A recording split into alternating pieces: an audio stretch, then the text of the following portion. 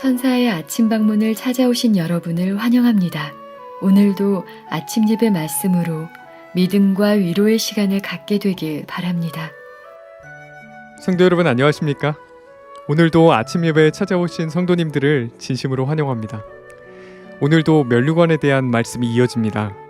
성령께서 저희의 마음속에 역사해 주셔서 이 세상에 소망을 두지 않고 오직 하늘에만 소망을 두는 저희 모두가 될 수 있도록 인도해 주시기를 간절히 바랍니다. 이제 기도하겠습니다. 하늘에 계신 아버지, 오늘도 아침 시간을 말씀으로 시작할 수 있도록 도와주심에 감사드립니다.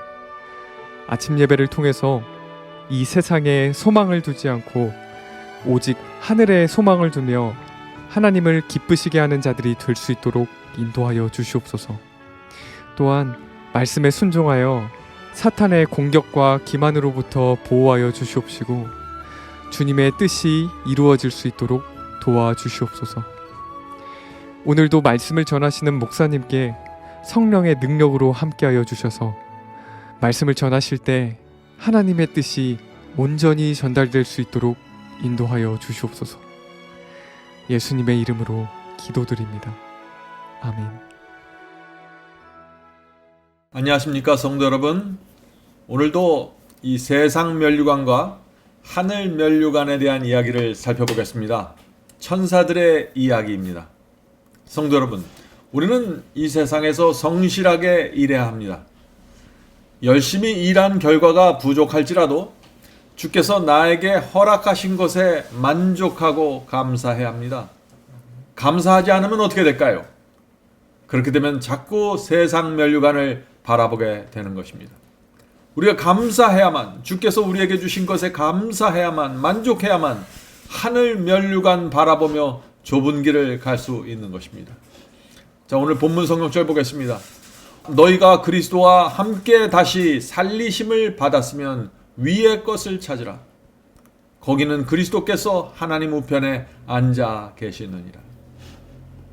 성도 여러분, 우리는 위의 것을 찾으면서 살아야 합니다. 주께서 죽을 수밖에 없는 우리를 살려주셨기 때문입니다. 하늘을 바라보며 살 수 있는 소망을 주셨습니다. 그러니 우리가 어떻게 살아야 할까요? 하늘의 천사들은 사람들을 지금 슬픔과 안타까움으로 지켜보고 있습니다. 하늘 왕의 아들이 그리스도께서 사람들을 하늘로 데려가기 위해서 돌아가셨는데 사람들은 이 세상에서 면류관을 얻으려고 하고 있는 것입니다. 그러니 얼마나 안타까울까요? 자, 이제 우리 천사의 이야기를 좀 들어보시기 바랍니다. 사탄이 주는 면류관에는 이런 글이 새겨져 있습니다. 재물은 힘이다. 나를 따르는 자는 영광과 명성을 소유하게 된다. 그러나 슬픈 것은 이 세상 대부분의 사람들이 사탄이 주는 면류관을 얻기 위하여 달려가고 있는 것입니다. 그 모습을 천사들이 날마다 보게 된다는 것입니다. 예수님을 따르는 그리스도인들이 세상의 재물을 얻기 위하여 너무나 열망한 나머지 하늘에 대한 사랑을 잃어버리고 진리를 소홀히 여겨서 마치 세상 사람들처럼 말하고 생각하면서 살아가고 있습니다. 하나님께서는 그런 그리스도를 세상에 속한 자들로 간주하십니다. 그들은 하늘 가기 원하고 말씀을 사모한다고 말하지만 실제에 있어서 그들의 관심과 마음은 세상 보화를 얻는 데 쏟아지고 있습니다. 그런 상태에서는 성령께서 그들의 심령 속에 의의 경험을 새겨줄 수 없습니다. 그들은 자기들이 옳다고 생각할지 모릅니다. 그러나 그들이 살아가는 모습을 보면 그들이 진리와 복음 전파와 하늘보다 이 세상에 더 많은 관심을 갖고 있다는 사실을 보고 느끼게 됩니다.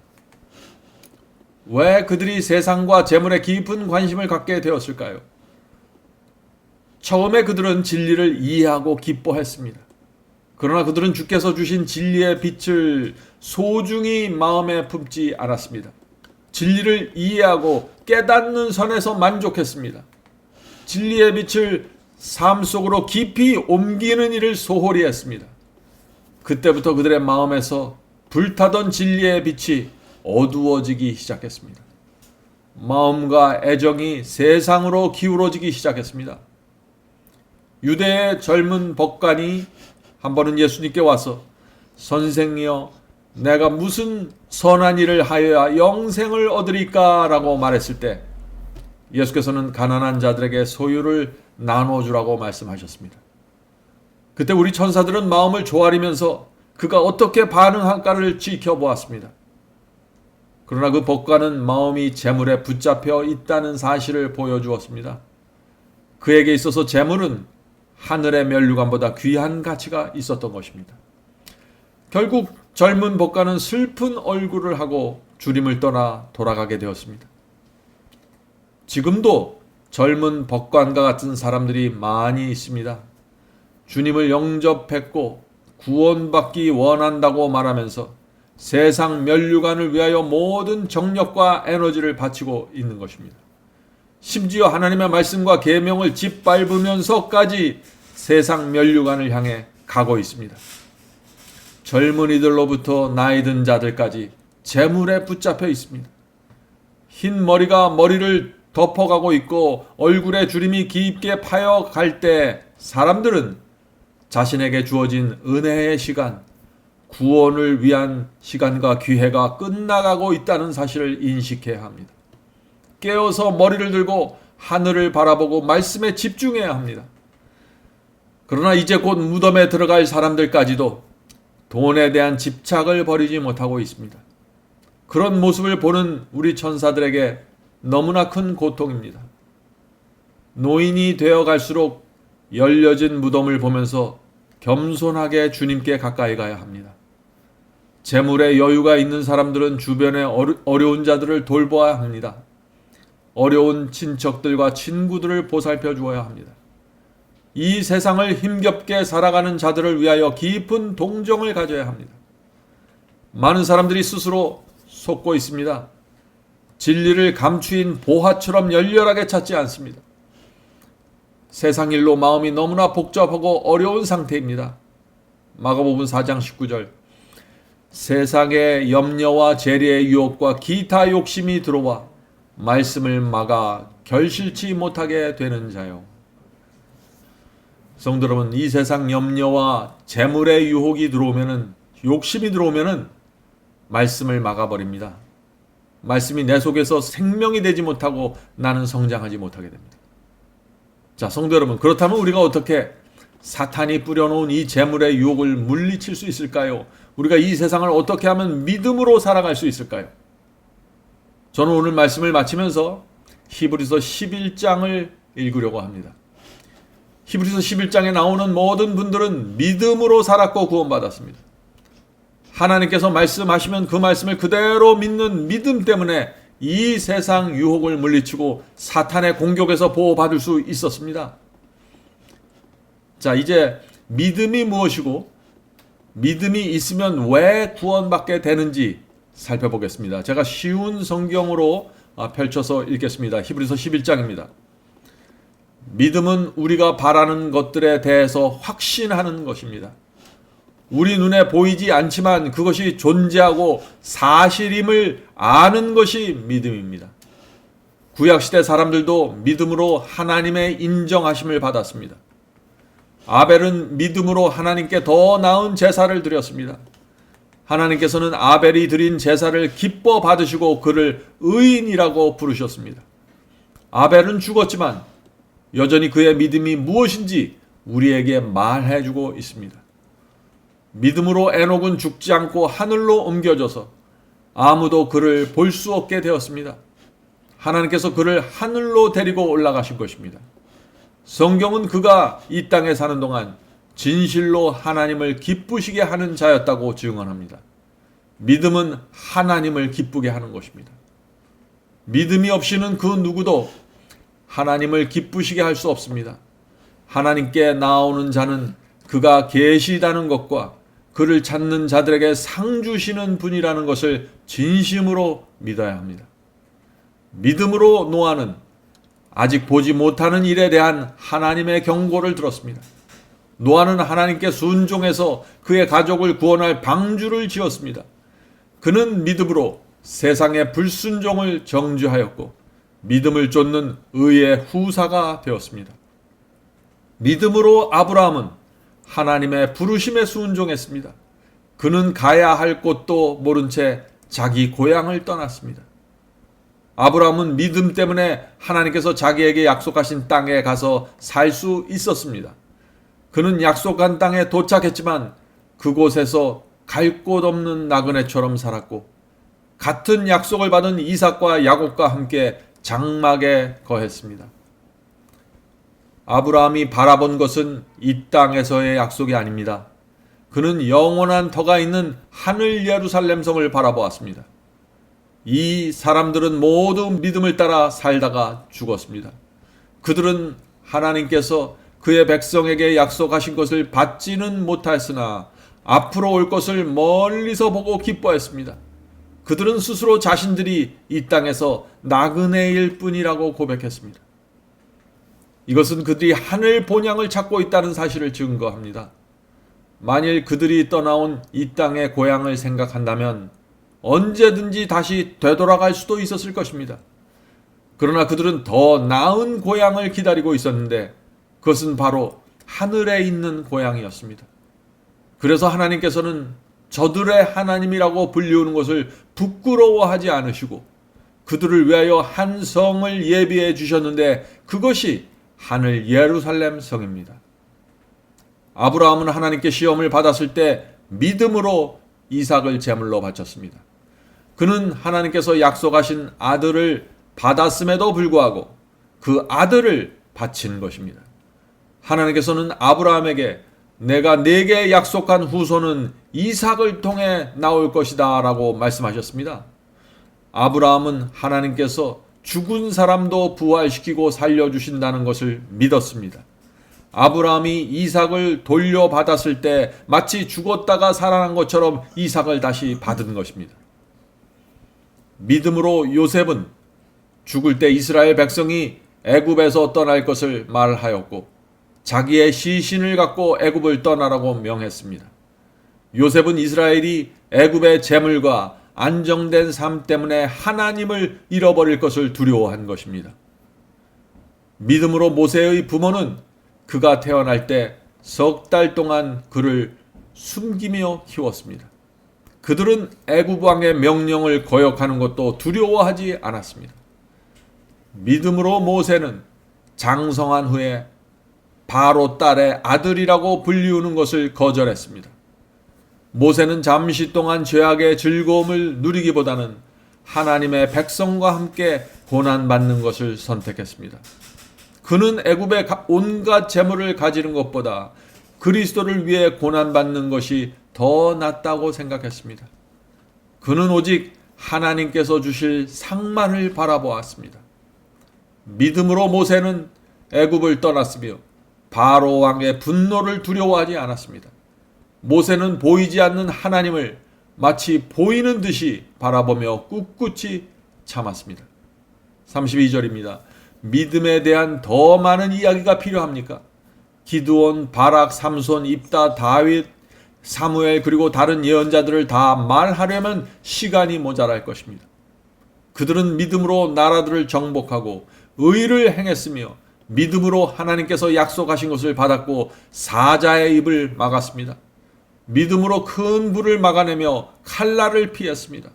믿음으로 그들은 약한 데서 강해졌으며 전쟁터에서 용감해져서 적들을 무찔렀습니다.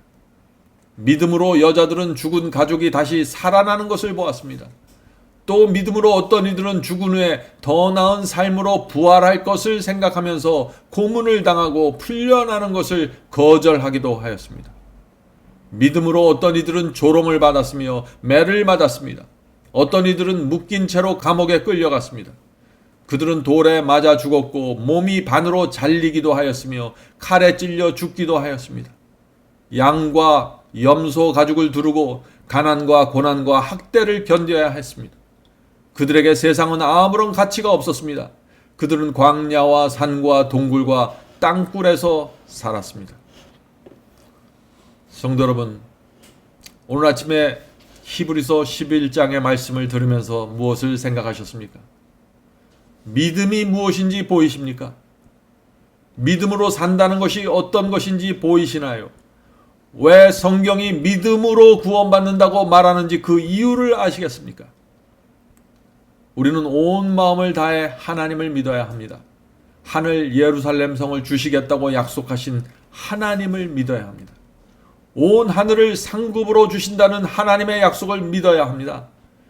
그 믿음이 있으면 사탄이 이 세상에 던져놓은 수많은 유혹에 걸려 넘어지지 않을 것입니다.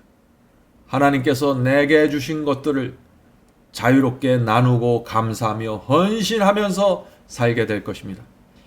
오늘도 우리 모두 믿음으로 천국 도성 바라보며 걸어가게 되기를 간절히 바랍니다. 이제 기도하겠습니다. 하늘에 계신 아버지, 저희가 주님을 믿을 때 정말 믿을 수 있도록 도와주시옵소서. 그래서 이 세상의 모든 것이 어두워지고 부질없고 의미 없는 것처럼 느껴지도록 도와주시옵소서. 하늘에 계신 아버지, 저희 마음에 믿음을 허락해 주시옵소서. 그래서 이 세상 면류관 버리고 하늘 면류관 바라보며 살 수 있도록 도와주시옵소서. 주여, 주께서 저에게 약속하신 것은 이 땅의 예루살렘이 아니라 하늘 예루살렘이라는 사실을 잊지 않도록 도와주시옵소서. 주께서 마련하신 저희의 거처, 저희의 처소, 하늘 천국 도성 바라보며 저희가 이 세상의 길을 뚜벅뚜벅 걸어갈 수 있도록 도와주시옵소서. 하늘에 계신 아버지, 오늘 아침에 함께 모여서 예배드리는 성도들에게 함께하여 주셔서 그 마음이 흔들리지 않도록 붙잡아 주시고 그 심령마다 믿음의 뿌리가 내려질 수 있도록 축복해 주시옵소서. 오늘도 이 세상을 살아갈 때 하늘 본향 바라보면서 갈 수 있도록 역사해 주시옵소서. 예수님의 이름으로 간절하게 기도드립니다. 아멘.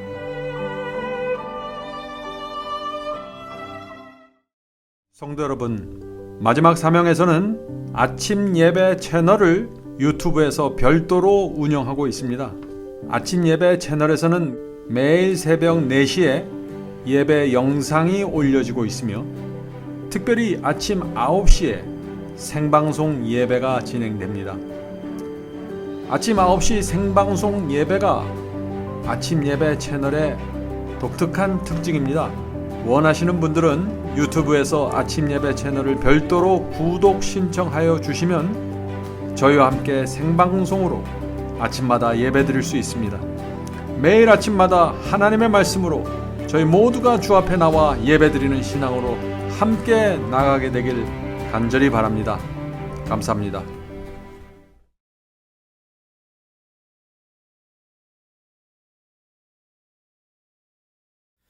대산을 넘어 한국에 가도 빛 가운데로 걸어가면 주께서 네 버리시기로 약속한 말씀 변치 않네. 하늘에 양 그 밝은 빛이 내 영혼 속에 차고 넘치네.